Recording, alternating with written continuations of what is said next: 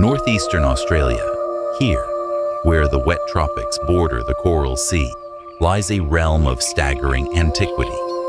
This is the Daintree Rainforest, a living museum, continuously evolving for over 180 million years. It is the oldest tropical rainforest on Earth, a sanctuary of biodiversity, holding secrets that whisper of Gondwana, the ancient supercontinent.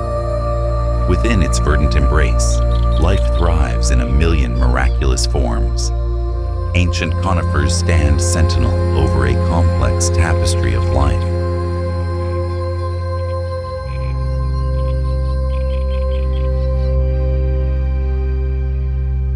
Every leaf, every creature, plays a part in this intricate, timeless dance.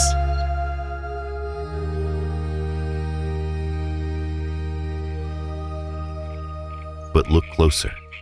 Amongst the native inhabitants, there moves a more recent arrival, a creature of grace and resilience, now etching its existence into the fabric of this primeval world. This is the Rusa deer, Cervus timorensis rusa. Originally hailing from the islands of Indonesia, Rusa deer were introduced to Australia in the late 19th and early 20th centuries. Finding refuge and opportunity, feral populations have since established themselves in various pockets of the continent. And here, in the demanding environment of the Daintree, they have not only survived, but flourished, their numbers now estimated in the hundreds, perhaps more. Their success lies in their adaptability. With a hardy constitution and a versatile diet, these deer, weighing up to 110 kilograms for a mature stag, have carved a niche for themselves.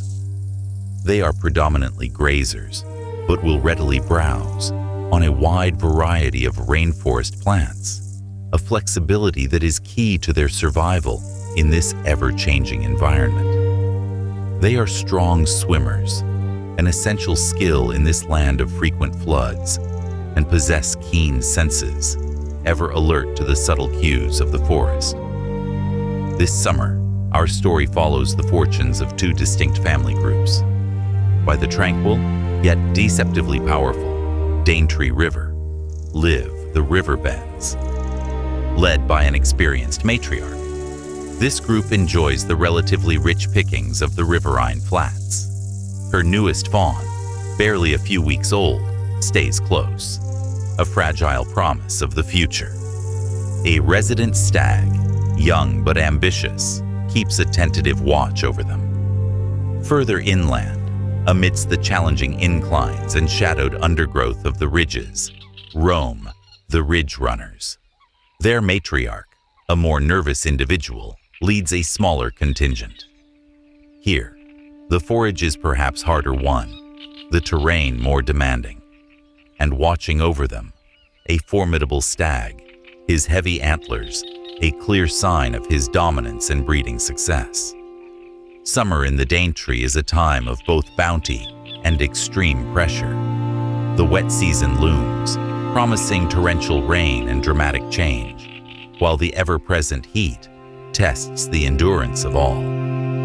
For these two families of Rusa deer, it will be a season of trial, of subtle competition and overt conflict, of fear and perhaps fleeting wonder.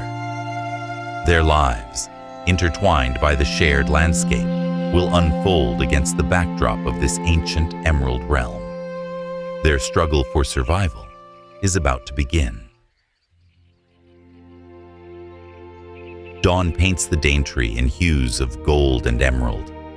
Early summer unfurls with a deceptive gentleness, a period of lush abundance. The sun, though gaining strength, is still kind in these early hours, filtering softly through the colossal green cathedral.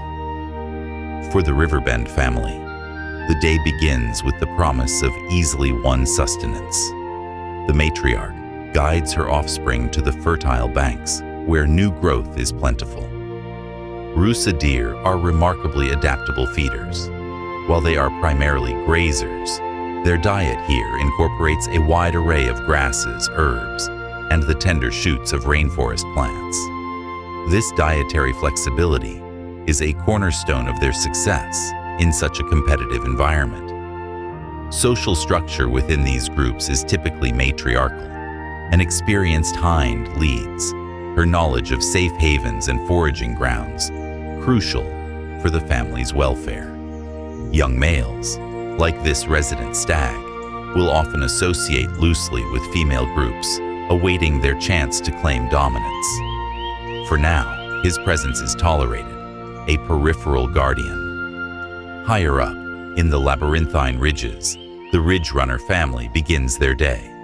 The terrain here is more challenging, the choicest morsels often harder to reach. Their matriarch relies on an intimate knowledge of these shaded slopes, seeking out specific fallen fruits and nutrient-rich leaves that others might miss. The impressive stag who commands these slopes patrols his territory, his presence a constant declaration of ownership. But even in this time of plenty, the Daintree casts long shadows of challenges to come. The air, thick with humidity, clings to every living thing.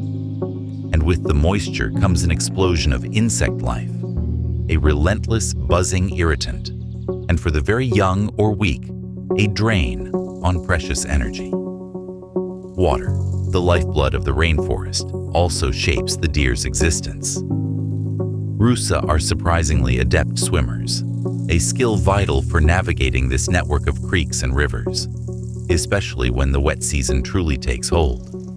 For now, these smaller crossings are a gentle interlude in their foraging day. And always, there is the silent watch of those who share this forest. A sudden sound, a shift in the wind, can signal danger. The deer's senses are perpetually tuned to the faintest whisper of threat. While an adult Rusa is a formidable animal, the young are vulnerable, and predators like the amethystine python or unseen dingoes are masters of stealth. These are the subtle, ever-present tensions of life lived on high alert. As the first long shadows of early summer stretch across the forest floor, both families find respite. The day's foraging is done. For now, there is a fragile peace in their respective domains. But the sun climbs higher each day, and the full intensity of the Daintree summer, with all its trials, is yet to come.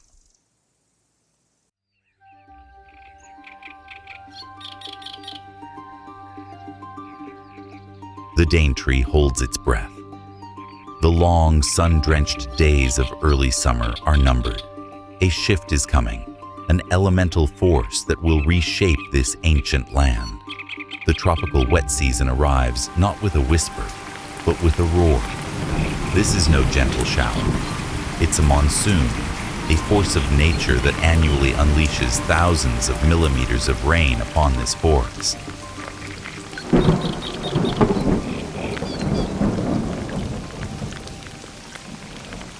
Life here is exquisitely adapted to this inundation.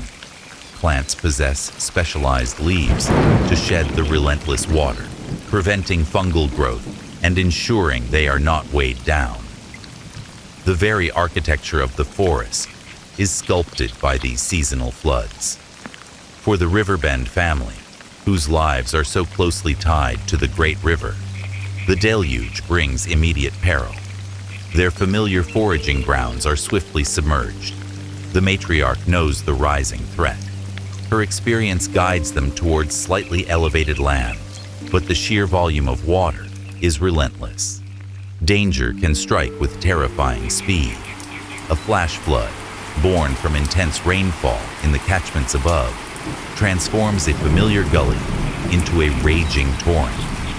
The youngest fawn, barely strong enough to stand against such force, is momentarily lost. It's a heart-stopping moment. Only the matriarch's swift intervention averts tragedy.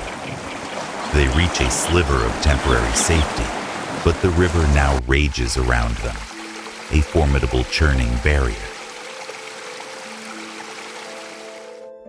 On the higher ground, the ridge runner family escapes the worst of the flooding. Yet, the deluge presents its own set of trials. The steep slopes become treacherous, the earth loosened by the relentless rain. Food is harder to come by, palatable leaves battered, fungi and fallen fruits quickly washed away or buried under silt. Every movement requires more energy, every step a careful negotiation with the unstable ground. The rainforest transforms. Creatures adapted to the deluge emerge. Yet for many, it's a time of endurance, of hunkering down and waiting for the sky's fury to abate. The very landscape is being reshaped, ancient contours carved anew by the power of water. After hours or perhaps days, the first onslaught may pause, but the Daintree is irrevocably altered. The river, now a formidable muddy giant, has carved new boundaries, divided the land. For the riverbends, their familiar world has shrunk, their movements now dictated by the receding, but still dangerous, waters. Foraging will be a challenge in the silt-covered flats. For the ridge runners, the saturated slopes remain a hazard. The great deluge has not only drenched the forest, but has also deepened the divide, a physical separation wrought by the swollen river, and perhaps a growing divergence in the challenges each family must now face to survive the Daintree summer.